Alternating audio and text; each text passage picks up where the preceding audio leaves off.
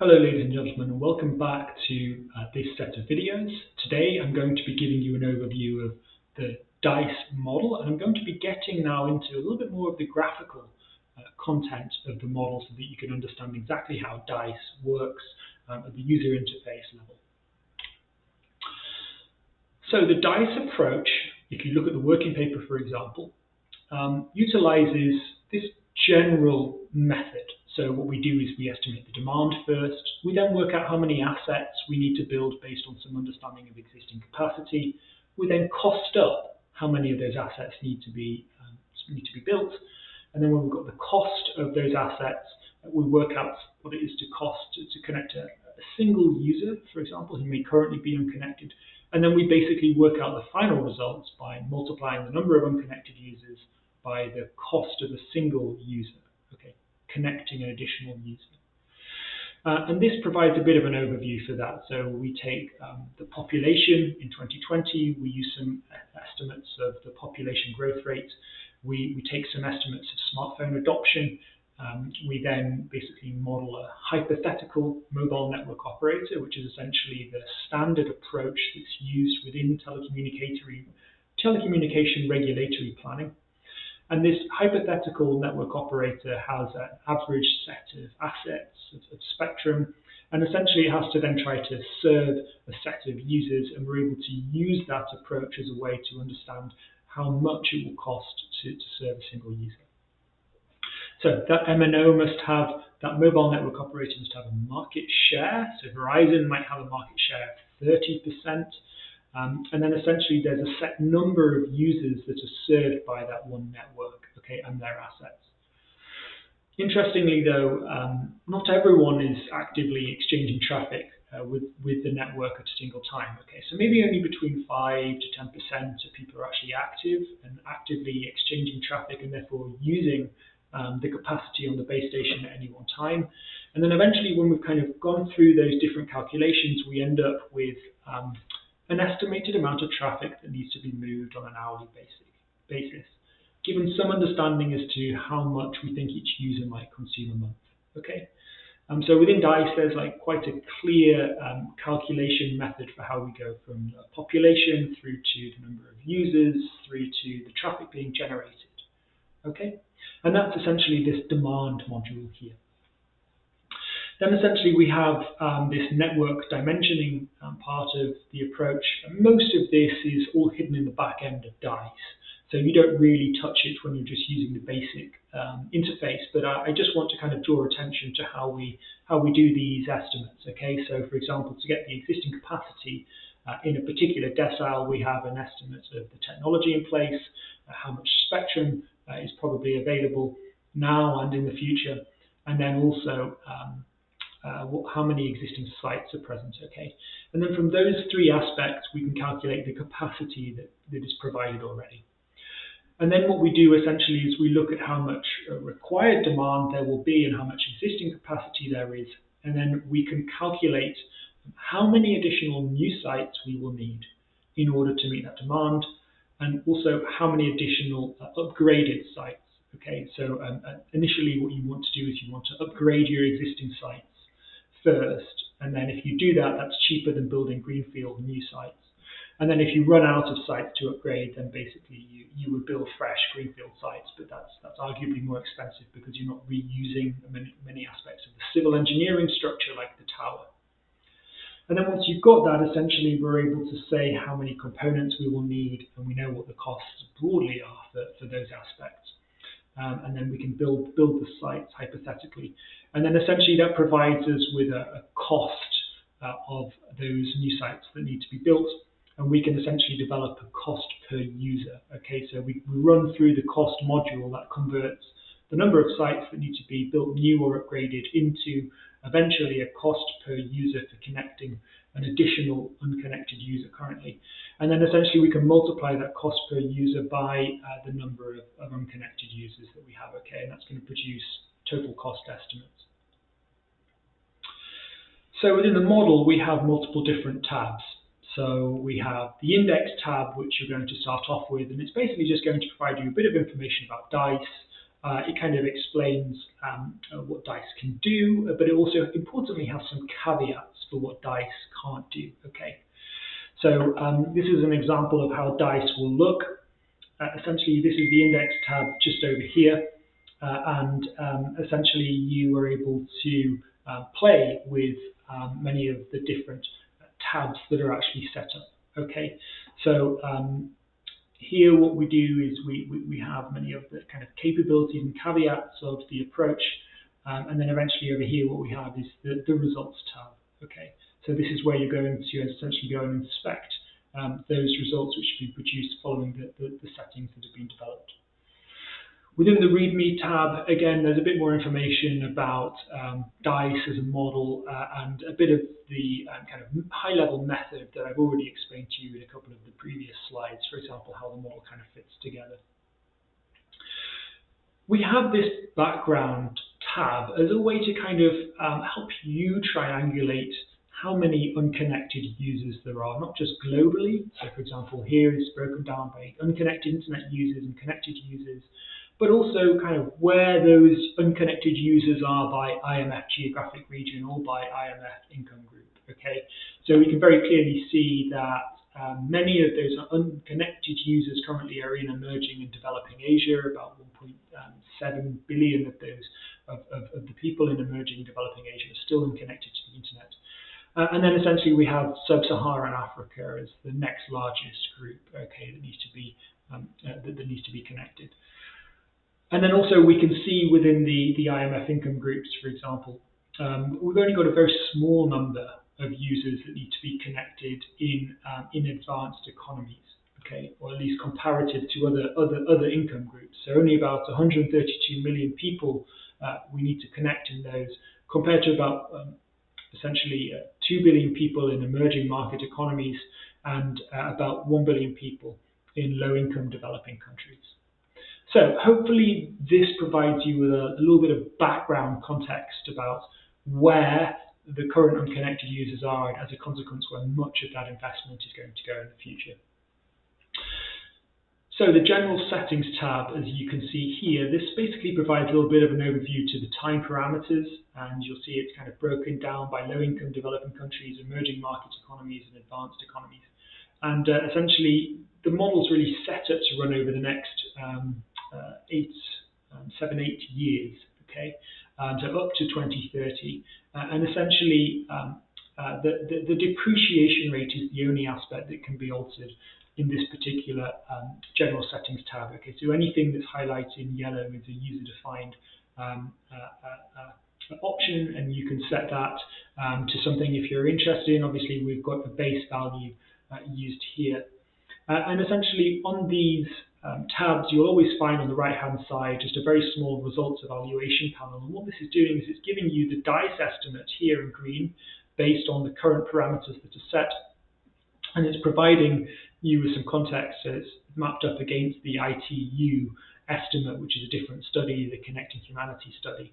And currently just the baseline DICE and ITU models are very similar in terms of the amount that needs to be spent on different categories of spending on different geographic regions, and also for different income groups. Okay, so that hopefully will give you a way to kind of play with those user parameters and see in real time how the results change without you needing to go along to the more detailed results sections.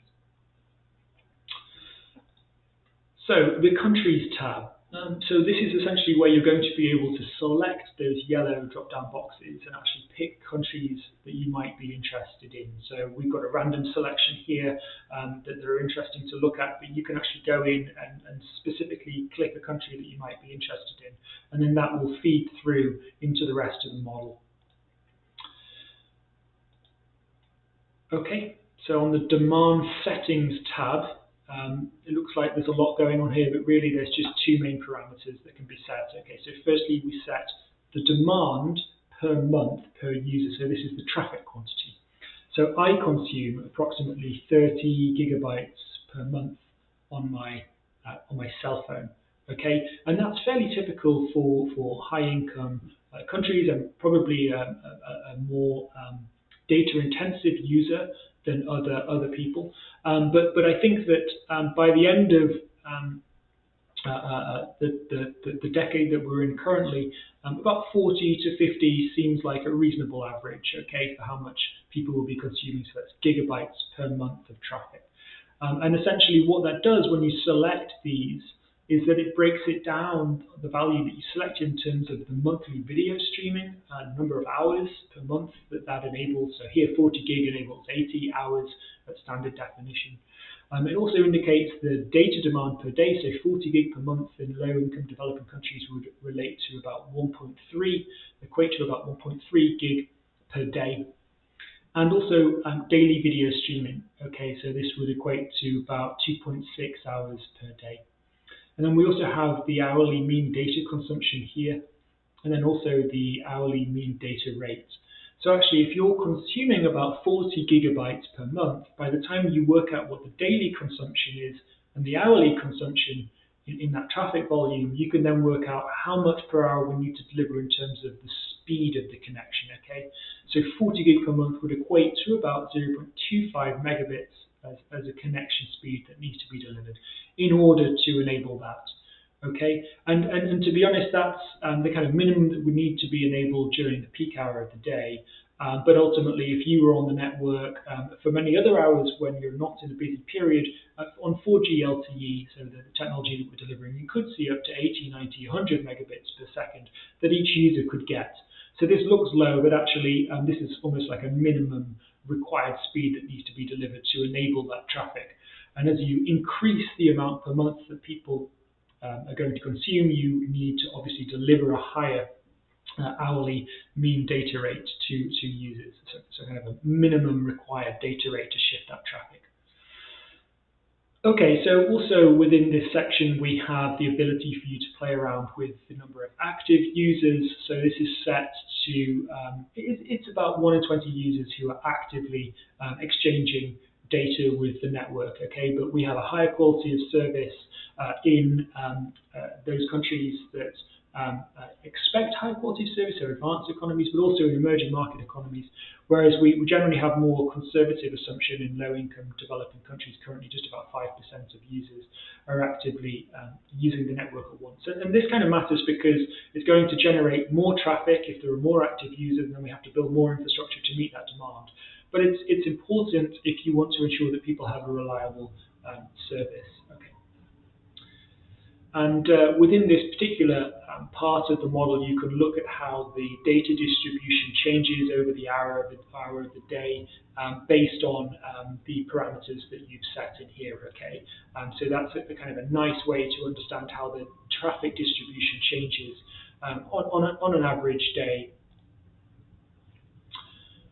Okay, so the traffic example tab, essentially what that does is it takes those user-defined parameters that you just set previously, such as the data consumption per month and also the number of active users, and it essentially is able to produce some summary metrics for what that actually means. Okay, so at the user level, if you've got a certain user amount, and kind of breaks that down on a 24-hourly basis. So these are kind of the raw numbers for what you were seeing before in the plots on the previous page. But also we've got this for the hourly data rate, and actually we can then combine that with the number of active users in order to get the traffic density that would be expected in each of those income groups, so low income groups, middle income, high income. And essentially it provides us with some metrics of interest. Okay, so that's the number of megabits per second per square kilometre that need to be met in order to ensure that we can deliver universal broadband. So we then have the supply side tab. So the previous aspects were kind of focusing more on the demand side, whereas here what we're getting into is aspects related to the deployment of broadband infrastructure. Okay, so we have tabs that you are able to play around with, which consider the existing spectrum availability. So that would be relatively low in low-income countries currently. It would be probably about medium in emerging market economies and high in advanced economies. So this is approximately 10, 20, and 30 megahertz of bandwidth, okay, that's currently available for an average MNO operating within these countries, okay. We also have the future spectrum availability. Again, these broadly mimic what's already there. You can change these, and it will have an impact on the results if you want to explore the implications of kind of freeing up more bandwidth or potentially having less bandwidth in the future. I think generally across those income groups, there will be more spectrum available in the future as traffic grows and governments want to try to release more in order to meet that demand. The problem for MNOs is whether they can afford supply enough in order to, because of the spectrum fees, in order to kind of meet that demand. If they can't, then what they have to do is they have to build sites, which some people might see as being a more expensive endeavor. We also have a reliability parameter here, which is basically saying that in the busiest hour of the day, currently we assume that this traffic can be served 95% of the time. Okay, that's the reliability level that we want the network to be built to.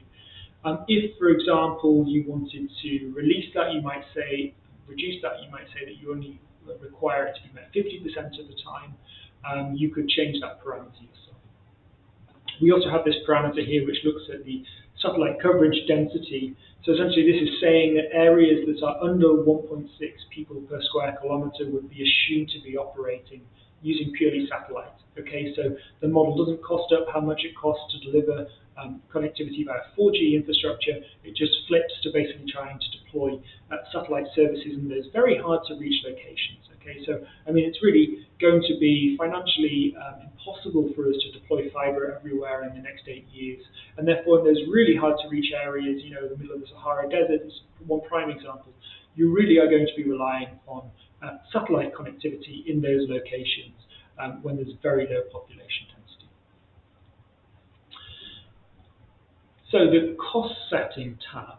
Essentially within the cost setting tab we have the option to play around with the proportion of operational expenditure that is spent per month. So on average between 10 to 15% of the capital expenditure that's spent to deploy a network asset will have to be spent each year in order to provide electricity to the site, in order to ensure that people can go and fix the site if something goes wrong. Okay, and that can be quite expensive. So we set that as a baseline 15 here. There's also the cost for actually deploying a satellite service on a monthly basis, which for each connection, which can be shared across multiple people, we say that's about $200 a month, which is broadly in line with what you might be seeing in some locations. In terms of the cost components, we have set these based on our existing knowledge of how much it costs to buy radios or to deploy backhaul or to connect people to satellite service. Essentially, that's all reasonably well-trodden cost information, and it's broadly reflected here as to what those costs would be on average for global users. We do have these additional policy and regulation spends and this ICT skills and content spend, and that's because when we looked at the ITU study, essentially per user, this is what you would be spending to ensure that the telecommunication regulator can effectively regulate its market. And then also for ICT skills and content. So in many, for example, in low-income countries, it might be the case that people don't currently have many of the skills to access broadband, and if they did, there might not be relevant content in their local language online. So really, there needs to be cash put forward in order to enhance that, to make sure that the service is actually something which people can use and that there's content there for them to consume. Okay, and within the model what we do is we basically estimate how long it takes to build a cell tower on average, and then essentially we estimate how many hours of input labour there will be for each of those aspects, so for planning and surveying, for construction logistics, for actually constructing the site, and then for actually installing the radios and setting up the site. And then we have cost tables which look at how much those particular labour aspects cost in each of the countries within the model. Okay, so what you might find is that the equipment is very expensive if you're trying to deploy the network to the DRC, for example, but the labour cost is very, very cheap. Whereas what you might find in advanced economies is actually the equipment's pretty much the same everywhere. So it's all a kind of common global price. So that price might actually be quite low relative to then what you spend on labour. So if you're digging fibre optic, for example, 80% of the cost is going to go on civil engineering, paying people with shovels to dig holes, and then essentially the fibre cost is probably quite cheap in the grand scheme of things for the actual physical asset. So you have these different cost dynamics which take place depending on the income level of the country, and we try to build a model around these different aspects. So there's more information there on what each of those parameters do. And then once you kind of set all of those parameters up, you begin to get into some of those metrics for the results. Okay, so the country context basically provides you with information on a density decile basis, how many people there are, the population, what the geographic area is of those deciles, and what the population density is of those deciles, and what the assumed population growth rate forecast is, okay, for those different deciles.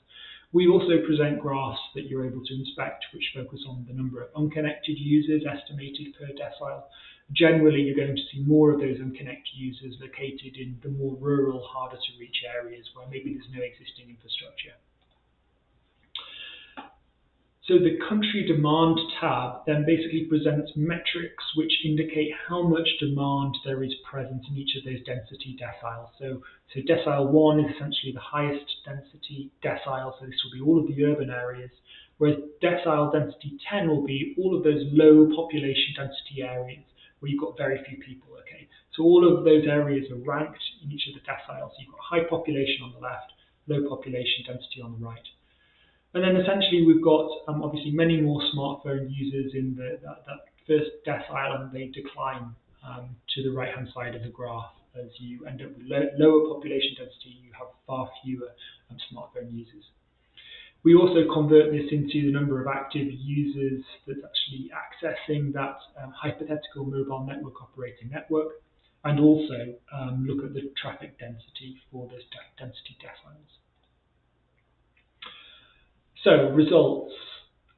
Here we're presenting the cost at a cost per user basis. So for Egypt, our estimate is approximately $180 per user that we would need to spend to connect an unconnected user over the next 10 years to the traffic consumption target that we set. Okay, whereas it might be much higher in Brazil and Pakistan.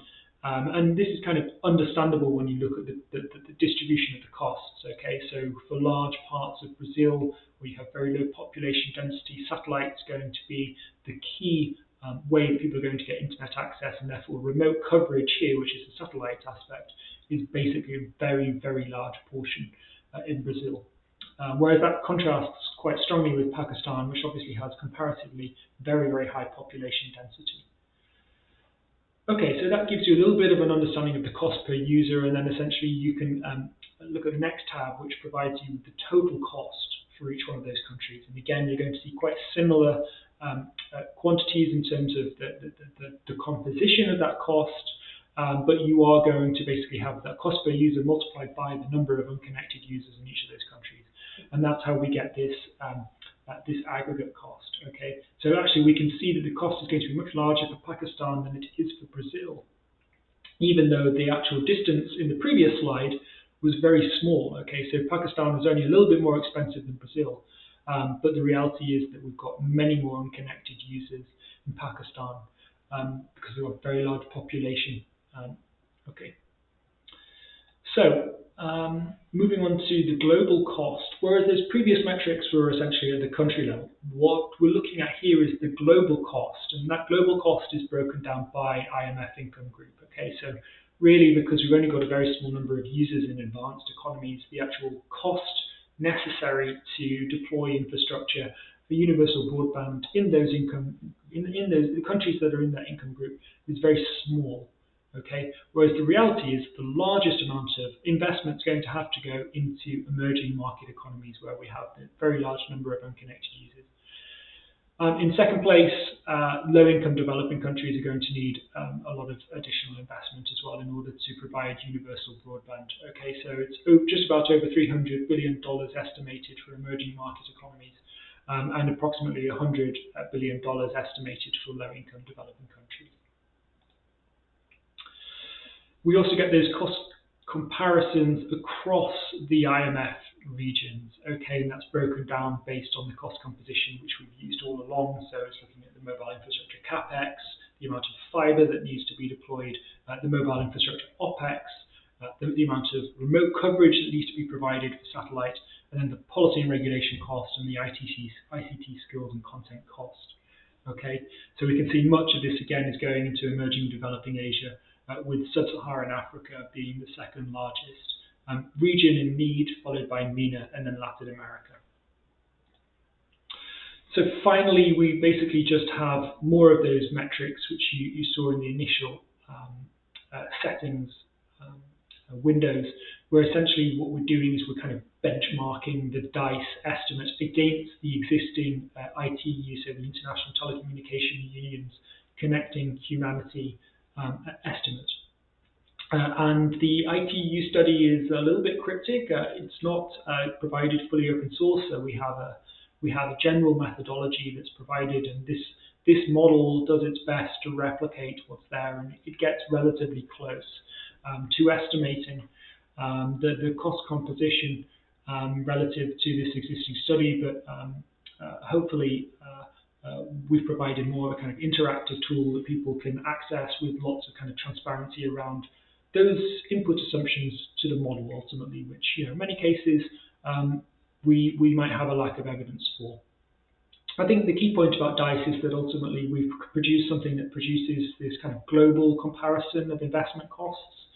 And that kind of differs from maybe if you want a really refined cost for a particular country, and therefore you need to do a very detailed kind of country-specific assessment.